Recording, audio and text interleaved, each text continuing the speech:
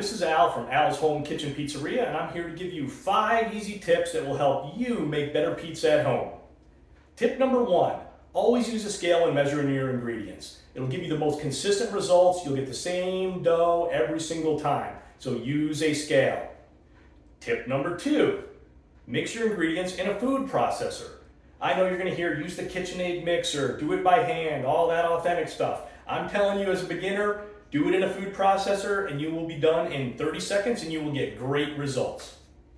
Tip number 3, shred your own cheese.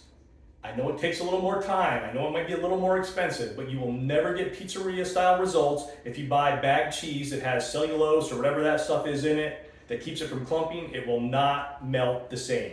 So shred your own cheese. Tip number 4, make sure you dust your peel with semolina. You heard me right, semolina, not flour, not cornmeal, not parchment paper. Just sprinkle your peel with semolina. You will not have any accidents in your oven. It will not stick to the peel.